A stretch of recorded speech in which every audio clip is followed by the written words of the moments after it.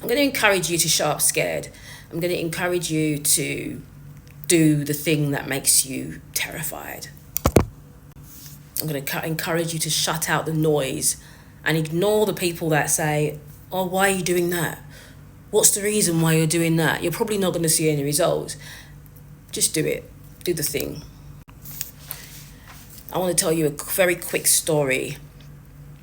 When I quit my job in public affairs, and I didn't even know what I was going to do, to be honest with you. There was no plan B. I just said, right, I don't want to do this 9-to-5 corporate lifestyle anymore. Not to say that it's a bad thing. This is just what I didn't want to do. I wanted to do what made me happy. You know, I missed out on opportunities when I started my first YouTube channel, and my YouTube channel was about plant-based lifestyle. And I quit the channel because I was so scared that people were going to be disappointed because I decided that I didn't want to be vegan anymore. And so instead of carrying on the channel and telling people I'm not vegan anymore, I want to focus on just general health or personal development content, I decided to abandon the channel. And I missed out on a lot of opportunities because I had a lot of brand deals in my inbox, but I didn't want to do it because I wasn't plant-based. But I could have still promoted plant-based products and said I eat a lot of plant-based food, but I've decided that I'm going to focus on sort of, you know, the 80-20 lifestyle, which is what I ended up doing in the end. And so the point I'm trying to make here is that being so focused on what other people think of you is the worst thing you can do if you want to build a business or if you want to build some kind of income stream where you have to be online. I'm going to say this. You know, it does sound a little bit counterintuitive, actually, that you shouldn't care what people think, because if you're building an audience on social media or you know, on a blog or whatever it is you're doing online, you have to think about your audience in some way. But at the same time, you don't want to think about them so much that you don't put your content out there because you're scared of negative comments, you're scared of people laughing at you, you're scared of family and friends, you know, questioning what you're doing, colleagues questioning what you're doing. This is how I approach posting content. Before I get into how I approach it, I'm not going to sit here and say I'm an expert when it comes to video content, because I'm not. How I showed up in the beginning online was written content.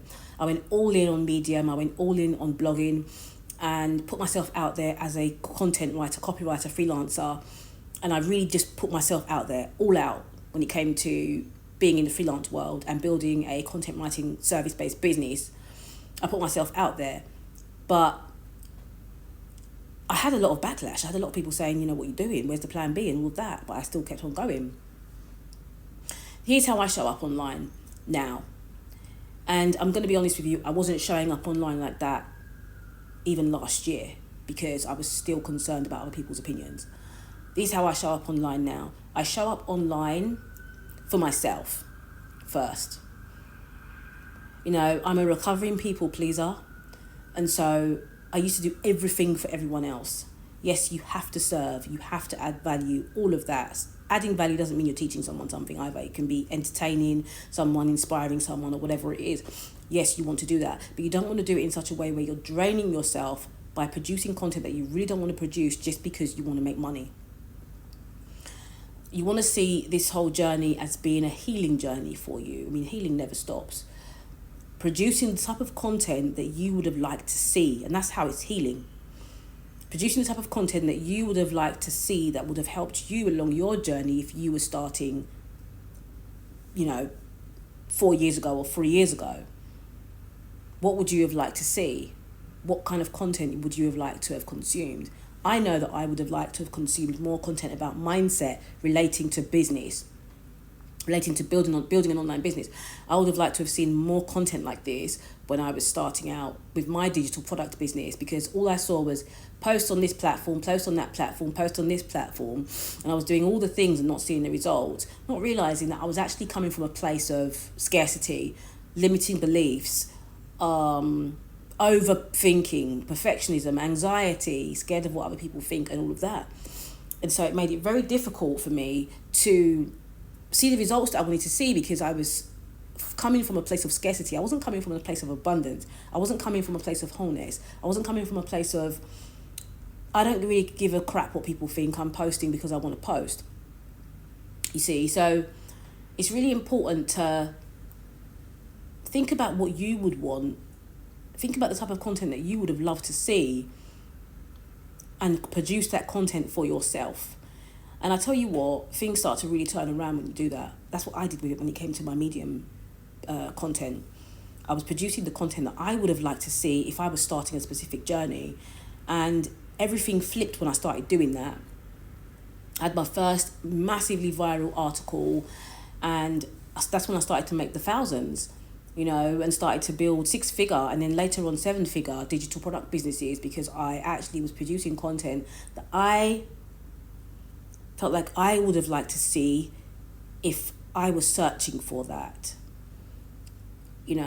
So show up, and show up scared, show up messy, show up uncomfortable, whatever the case is, show up. Finally, if you are looking to build a digital product business and you have been really struggling to stay consistent, to stay focused, all of that, join my 90-day accelerator program, where I help you to start building a $10,000 a month digital product business in 90 days. And I push you to really get that done by using my 30-free immersion method that's been really, really powerful for me to build my own digital product business, and really, really powerful for other people that I've worked with to build their digital product businesses from $0 to $10,000 a month. I really hope you join me on this journey. If you're interested in that, please do. If you're watching this on TikTok, please do send me a DM, send you the link. If you are watching this on YouTube, description box, and there'll be a link to the 90-day accelerator program. Bye.